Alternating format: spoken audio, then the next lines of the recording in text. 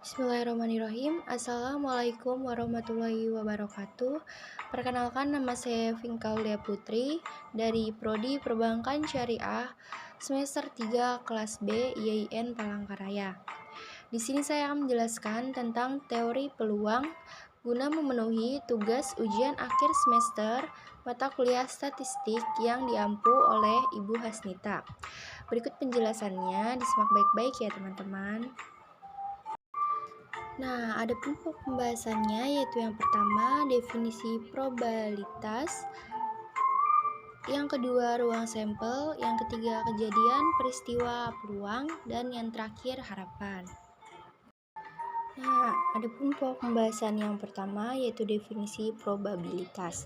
Yaitu probabilitas adalah peluang suatu kejadian dinyatakan dengan nilai antara 0 dan 1 dalam persentase.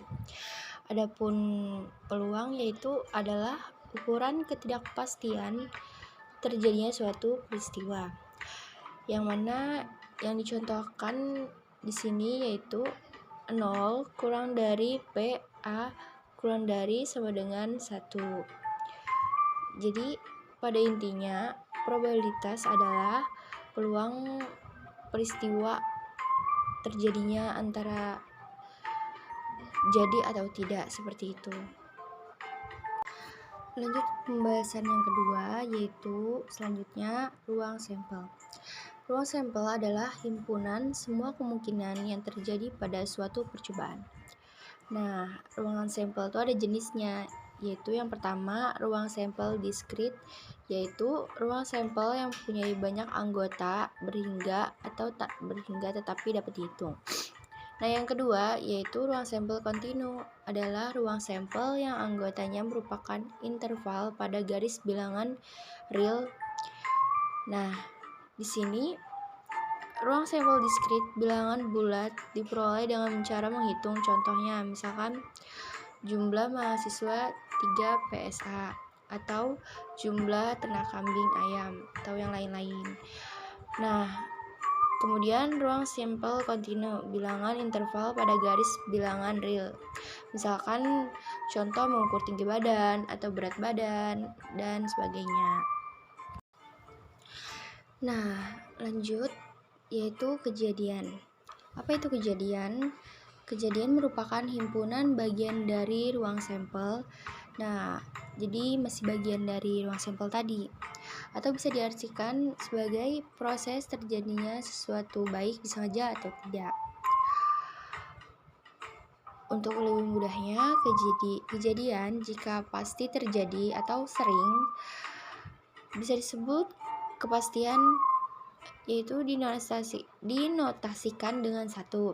Jika kejadian mungkin terjadi atau disebut peluang, dinotasikan dengan simbol 0, kurang dari P, kurang dari 1. Jika kejadian mustahil, dinotasikan dengan 0.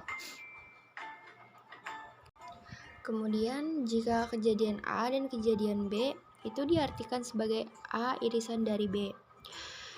Jika kejadian A atau B kejadian B itu bisa diartikan A gabungan dari B.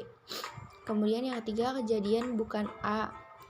Jadi ini banyak kejadian, jadi A komponen. Kemudian kejadian dilihat dari sifatnya, yaitu kejadian dibagi menjadi 3 sifat, yaitu yang pertama saling asing, eksklusif, dan komplementer. Yaitu apabila jika A terjadi maka kejadian B tidak terjadi. Kemudian sifat yang kedua yaitu saling bebas atau independen. Jika kejadian A tidak mempengaruhi kejadian B atau kejadian A tidak meniadakan kejadian B. Sifat yang ketiga yaitu inklusif, yaitu jika kejadian A memuat kejadian yang lain atau kejadian B. Baik, lanjut. Bab pembahasan selanjutnya yaitu peristiwa. Peristiwa adalah satu atau lebih dari semua kemungkinan keluaran sebuah tindakan atau percobaan. Konsep dasar peluang nih yaitu misalkan ilustrasi. Yahya melambungkan dadu 1 kali, kemudian mengamati peluang munculnya mata dadu ganjil.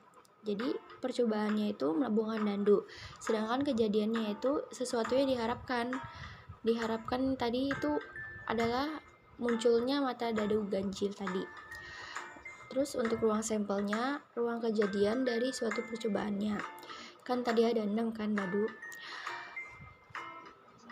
Ruang, kemudian titik sampelnya yaitu titik anggota dari ruang sampelnya, yaitu jadi 1, 2, 3, 4, sampai 6. Seperti itu. Adapun pembahasan yang terakhir yaitu harapan. Harapan merupakan hasil kali peluang dengan banyaknya percobaan yang dilakukan. Harapan itu yaitu X. X itu adalah peluang dikali N dengan jumlah percobaannya. Adapun yang terakhir yaitu contoh soal dan penyelesaiannya. Yaitu sebuah dadu merah dan sebuah dadu putih dilambungkan secara bersamaan sebanyak 1 kali. Tentukan peluang munculnya mata dadu yang berjumlah 2 atau 4. Nah, penyelesaiannya seperti ini. Yaitu NS sama dengan 36 NA, yaitu sama dengan banyaknya mata dadu berjumlah 2 sama dengan 1,1 sama dengan 1. NB yaitu banyaknya mata dadu berjumlah 4 sama dengan 1,3, 2,2, 3,1, yaitu ada 3.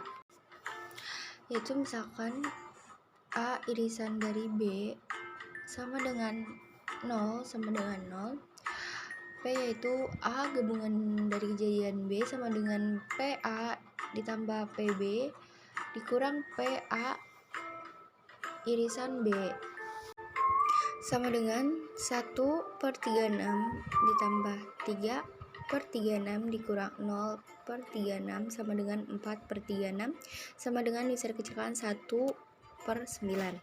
Jadi peluang munculnya mata dadu angka berjumlah 2 atau 4 adalah 1/9. Baiklah, sekian dari pembahasan saya dan contoh soalnya. Kurang lebihnya saya mohon maaf. Wabillahi taufiq wal hidayah. Wassalamualaikum warahmatullahi wabarakatuh. Terima kasih.